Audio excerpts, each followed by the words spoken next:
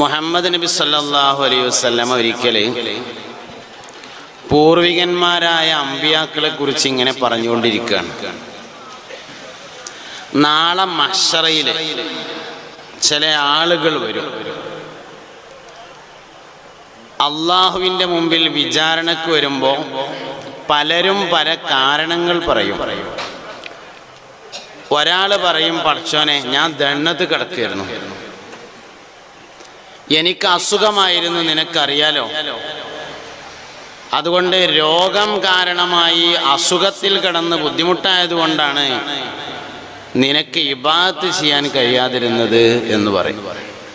അപ്പോൾ അല്ലാഹു തആല പറയും, നീ എൻ്റെ അടിമയായ അയ്യൂബിനേക്കാൾ വലിയ ദണ്ണ് എനിക്കുണ്ടായിരുന്നോ എന്ന് ചോദിക്കും. സയ്യിദുന അയ്യൂബ് അലൈഹിസ്സലാം അസുഖത്തിൽ കിടന്നു. തൊട്ടാൽ വേദനയാണ് അസുഖം, ബുദ്ധിമുട്ടായി. ഭാര്യമാരൊക്കെ പിരിഞ്ഞു. റഹ്മത്ത് ബീവി എന്ന യൂസുഫ് നബിന്റെ പേരക്കുട്ടി മാത്രം ബാക്കിയായി, ബാക്കിയുള്ളവരെല്ലാവരും പിരിഞ്ഞു. അതിനേക്കാൾ വല്ല ദണ്ണൊന്നും എനിക്കുണ്ടായിട്ടില്ലല്ലോ എന്ന് ചോദിക്കും. വേറൊരാൾ വരും, അള്ളാഹു അവനെ വിചാരണ ചെയ്യുന്ന സമയത്ത് ഇജന്റെ ഇബാദത്ത് ചെയ്യാന്ന് ചോദിക്കുമ്പോൾ അവൻ പറയും, പഠിച്ചോനെ ഞാൻ ബിസിനസ്സുകാരനായിരുന്നു, എനിക്ക് കുറെ കച്ചവടവും കാര്യവും കുറെ മുതലും തോട്ടും പറമ്പൊക്കെ ശ്രദ്ധിക്കണ്ടായിരുന്നു എന്ന് പറയുമ്പോൾ അള്ളാഹു പറയും, നീ എൻ്റെ അടിമയായ സുലൈമാൻ നബിയേക്കാൾ മുതലാളിയായിരുന്നോ? രാജ്യം ഒരുമിച്ച് ഭരിച്ചാള്, ലോകം ഭരിച്ചാള്, ലോകം മൊത്തം ഭരിച്ച 4 ആൾക്കാരെ ആകുള്ളൂ. അതിലൊരാളാണ് സയ്യിദുനാ സുലൈമാൻ അലൈഹിസ്സലാം. നീ എൻ്റെ അബ്ദായ സുലൈമാനേക്കാൾ മുതലാളിയാണോ എന്ന് ചോദിക്കും. അതിലോൻ പറയും, അതിലയാൾ പറയും, അല്ല, സുലൈമാൻ നബിയേക്കാൾ വലിയ മുതലാളിയൊന്നുമല്ല. ഈ കാലത്ത് നിങ്ങൾ ഈ കാലത്ത് ജീവിച്ച ഒരാൾ നാളെ മഹ്ശറയിൽ വരുമ്പോ ഇതെന്താടാ പെരപ്പണിക്ക് ലോൺ എടുത്തതെന്ന് ചോദിച്ചുമ്പോ, പഠിച്ചോൻ എന്നത്തെ കാലത്ത് അങ്ങനെയൊക്കെ അല്ലാതെ ഇപ്പൊ എങ്ങനെയാ നടക്കുക എന്ന് ചോദിക്കുമ്പോ അല്ലാഹു തആല പറയും, ഇജ് ജീവിച്ചിരുന്ന ആ കാലത്ത് മെയ്തിമുട്ടിയോലേര് എന്ന് പറഞ്ഞിട്ട് ആളുണ്ടായിരുന്നില്ലേ വളാഞ്ചേരി അടുത്ത അത്തുപറ്റേല്. എന്താ ഇക്കാരം മറുപടി എന്നാണ് ആലോചിക്കേണ്ടത്. അള്ളാഹുവേ ഞാൻ ഗൾഫിലായിരുന്നോണ്ടായിരുന്നു, കുറെ കാര്യങ്ങളൊക്കെ ചെയ്യാണ്ടായിരുന്നു, ഗൾഫത്തെ കാര്യം പഠിച്ചോനെ എനിക്ക് അറിയാലോ, ഒരു റൂമിൽ 8 ആൾക്കാരും മേലക്കുമേലെ ഇക്കാരം, അവിടെ വലിയ ബുദ്ധിമുട്ടൊക്കെയാണ്, അതുകൊണ്ടേ ഞാൻ ഈ ഭാഗത്തൊക്കെ ചെയ്യാൻ ചെയ്യുമെന്ന് പറയുമ്പോ അല്ലെങ്കിൽ ഒരു മെയ്തിമുട്ടിയോലേര് എന്ന് പറഞ്ഞിട്ട് ആൾ ജീവിച്ചിരുന്നു, ആ കാലത്ത് അല്ലേ ഇജ്ജ് ഗൾഫിൽ നിന്നതെന്ന് ചോദിക്കുമ്പോ എന്താ മറുപടി? ഇത് നമ്മൾ ശരിക്കും ചിന്തിക്കേണ്ട ഒരു കാര്യമാണ്.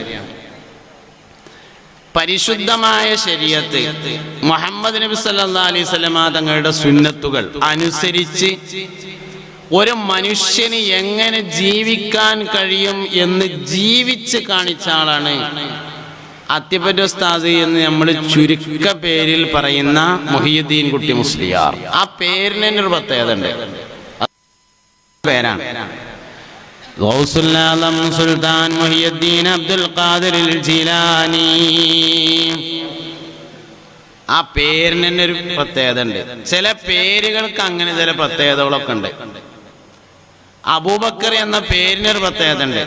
സിദ്ദീഖ് റളിയല്ലാഹു അൻഹുവിന്റെ പേരാണെന്ന് കരുതിയിട്ടതാണെങ്കിൽ കേട്ടോ, നമ്മൾ പഴയ കാലത്തൊക്കെ ഇങ്ങനെ പരിശോധിച്ചാൽ ഒരു 4ഓ 5ഓ വീടുകൾ ഇങ്ങനെ നോക്കിയാൽ ഒരാളെ പേര് മുഹിയുദ്ദീനേക്കാരം, അല്ലെങ്കിൽ മെയ്തീൻ കുട്ടിയേക്കാരം, അല്ലെങ്കിൽ മൊയ്തുയേക്കാരം, അല്ലെങ്കിൽ കുഞ്ഞീദീനേക്കാരം. ഇതൊക്കെ സാധനം ഒന്ന് തന്നെയാണ്. മൊയ്തു എന്ന് പറഞ്ഞാലും മെയ്തീൻ കുട്ടി പറഞ്ഞാലും കുഞ്ഞീദീൻ പറഞ്ഞാലും സാധനമൊക്കെ മുഹിയുദ്ദീനാണ്. ഇന്ന് നമ്മൾ പേരൊക്കെ ഉഷാറാക്കിയിട്ടിടും, മുഹിയുദ്ദീൻ എന്നൊക്കെ പേരിടും, പക്ഷെ ആള് മീദീനാകുകയാണ്. പേര് കേട്ട മുഹമ്മദാണ് ജീവിതം കൊണ്ട് നോക്കിയാല്.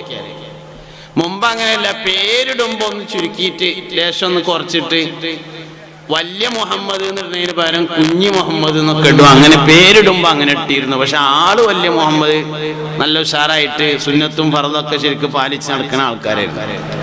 നമുക്ക് പേരിടുന്നോടത്ത് കുറവൊന്നുമില്ല, ആളതിനനുസരിച്ച് ആകണില്ല എന്നുള്ളതാണ്.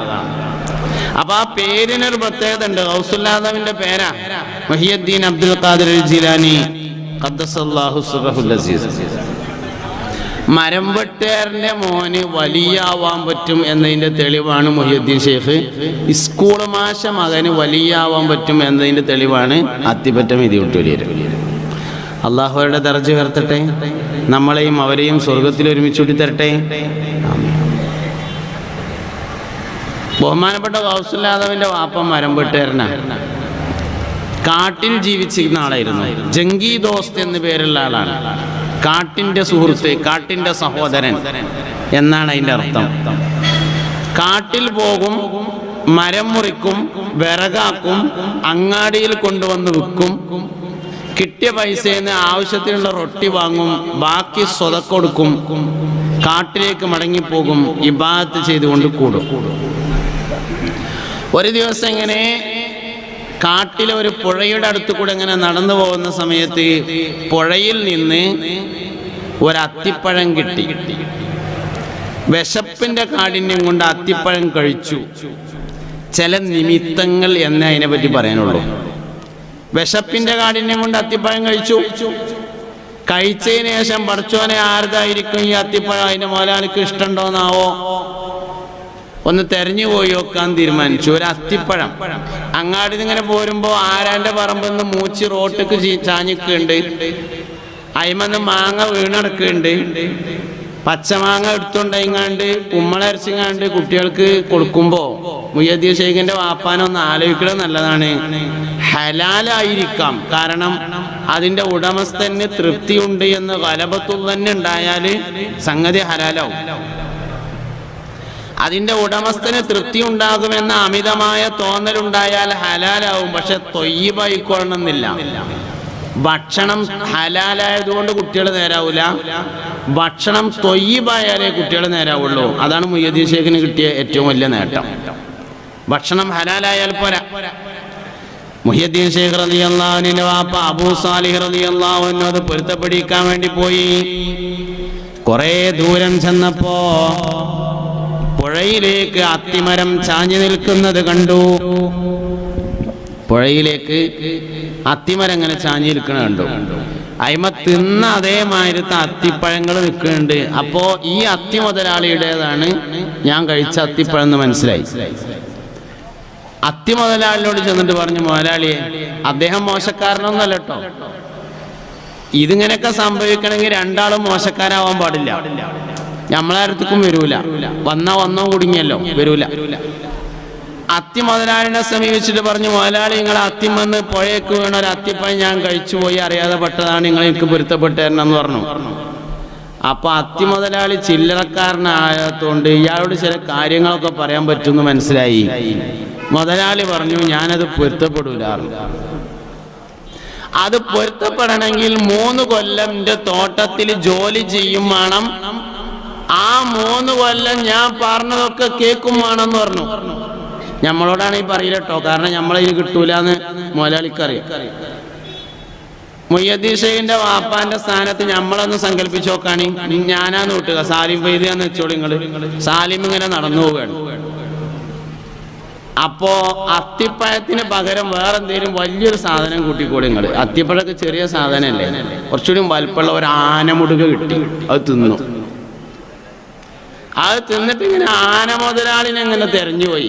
കുറെ ദൂരം ചെന്നപ്പോ ആന മുതലാളിനെ കണ്ടു. മുതലാളിയെ, ഞാനൊരു ആനമുടുക തിന്നു, നിങ്ങൾ എനിക്ക് സങ്കല്പാണ് കേട്ടോ, സങ്കല്പിക്കുമ്പോ ആനമുടുകൊക്കെ ഉണ്ടാവുമല്ലോ, ഞാൻ തിന്നു, നിങ്ങൾ എനിക്ക് പൊരുത്തപ്പെട്ടെന്നു.